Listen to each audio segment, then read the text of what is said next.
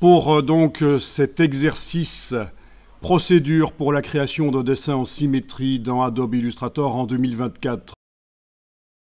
Cet exercice nécessite d'avoir une petite connaissance de base du logiciel Illustrator, notamment l'utilisation de l'outil crayon et la méthode d'application de couleurs sur le fond et le contour de traits vectoriels ouverts ou fermés. Je pense que c'est déjà le cas chez vous. Vous avez déjà une petite approche de Illustrator, donc tout va bien. Alors on va commencer par mettre en place le réglage optimal. Donc on va procéder à la remise à zéro des préférences. Ben allons-y, moi en tout cas je vais le faire. Vous n'êtes pas obligé nécessairement de le faire si vous pensez que vous avez un Illustrator qui est en réglage d'usine. Donc Illustrator réglage sur le Mac, édition préférences sur les PC. Je vais dans la partie générale. Et là, vous avez un bouton « Réinitialiser les préférences ». Moi, je clique sur lui, puisque clairement, mon Illustrator a été modifié.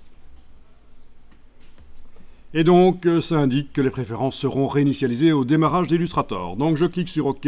Il me propose « Redémarrer maintenant ». Super. Redémarrer maintenant.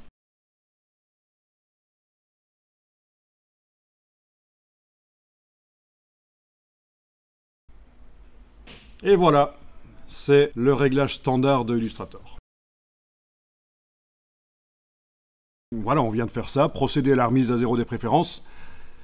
Sur Mac, uniquement sur Mac, désactiver le mode fenêtre flottante. Moi, comme je travaille avec un seul écran ici, ça n'a aucun intérêt d'avoir l'application flottante comme ça. Où est-ce que je l'envoie? Non. Donc, moi dans le menu fenêtre sur le Mac, je vais aller dans cadre de l'application, désactiver cette option-là. Voilà. D'abord, je vais quitter le tutoriel sur les nouveautés. Puis, je vais devoir créer un nouveau fichier pour voir apparaître l'interface. N'importe quel nouveau fichier, voilà. Visiblement, dans la remise à zéro de Illustrator, la remise à zéro de la position des palettes ne s'est pas faite.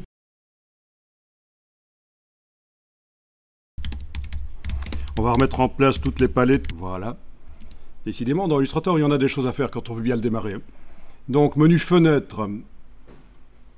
Espace de travail. Réinitialiser les indispensables. Donc d'abord, il faut choisir, si ce n'est pas déjà le cas, les indispensables. Je réinitialise les indispensables. Voilà. Donc, étape suivante ici, je vais choisir la couleur d'interface. Donc voilà, on y va. Donc vous allez dans Édition préférences sur le PC. Là, je vais dans Illustrator Réglages. Et je vais aller chercher Interface utilisateur. Voilà. Donc choisissez n'importe lequel des 4, sauf le gris ici qui vous poserait problème. Ici, je vais mettre en très clair.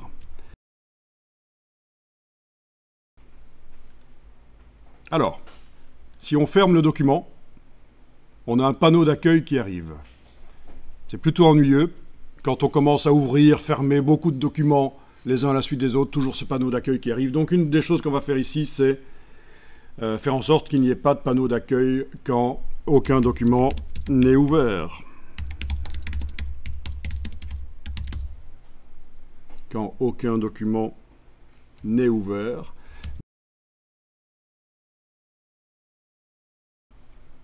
Donc, je vais dans les réglages, dans les préférences générales.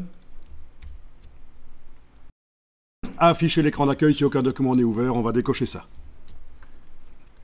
Voilà.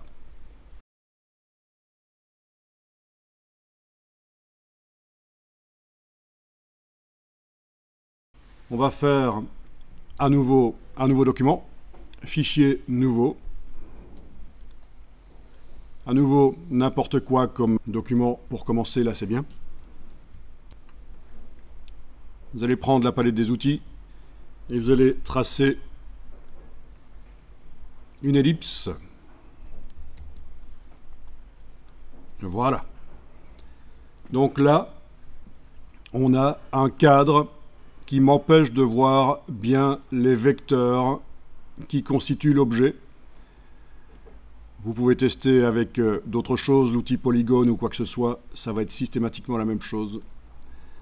On ne voit pas vraiment les vecteurs en permanence des objets. Et donc ce cadre qui est pratique, qui permet de redimensionner, même avec la touche Shift si on veut garder les proportions, la touche majuscule, qui permet de redimensionner les objets, parce que chaque fois qu'on en active un, il y a le cadre. Bon, on va quand même le faire disparaître. Alors pour ça, vous allez dans le menu Affichage et vous demandez Masquer le cadre de sélection. Du coup, quand on clique avec la flèche noire sur un objet, on voit ces points sans problème. C'est pratique. Et si on veut transformer, on active l'outil de transformation qui n'est pas accessible ici parce qu'on est en palette des outils simples. C'est une des autres choses à modifier. Donc, il y a plein de manières d'y arriver, toujours dans les logiciels Adobe. Donc je clique sur les trois petits points dans le bas de la palette des outils. Dans le menu en haut à droite du panneau qui est apparu, je choisis Avancer. Voilà. Et c'est là que je trouve donc facilement l'outil de transformation qui me permet de transformer quand j'active un objet ou l'autre.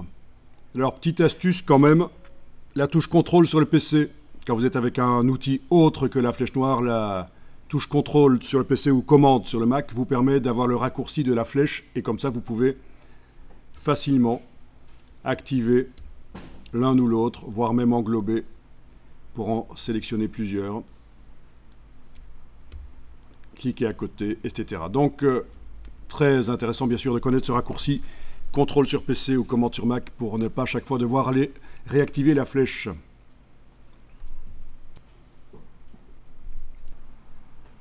Alors, on a l'IA générative de Adobe Illustrator, le panneau qui est là. Ok, moi je vais le faire disparaître.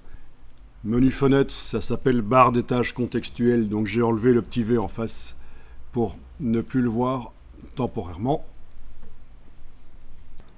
Donc après avoir enlevé la barre contextuelle, on va aller désactiver la mise à échelle des contours et des effets. Donc c'est dans les préférences générales, une des choses les plus importantes dans Illustrator, la mise à échelle des contours et des effets. Il est déjà désactivé, donc c'est parfait.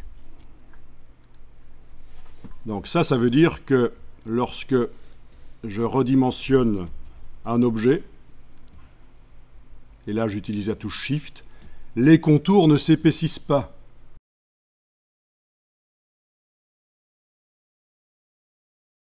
On va faire apparaître une des barres les plus importantes dans Illustrator, c'est la barre Contrôle, donc menu Fenêtre, Contrôle, qui s'appelle Options dans Photoshop. Donc c'est la barre qui, en fonction de l'outil qui est activé, va vous proposer des choses qui viennent des palettes, qui sont dans le menu Fenêtre, les palettes, mais c'est donc des raccourcis, et c'est pratique.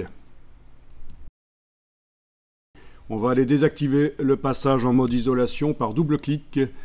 Donc, il s'agit d'aller dans les préférences générales et de décocher ceci. Cliquez 2 fois pour isoler. Alors bien sûr, se faire un espace de travail réglé Illustrator, ça peut prendre beaucoup plus de temps en fonction de travaux spécifiques, on peut y passer beaucoup plus de temps. Là, c'est le minimum que je viens de faire pour qu'on n'ait pas de problème pour la suite.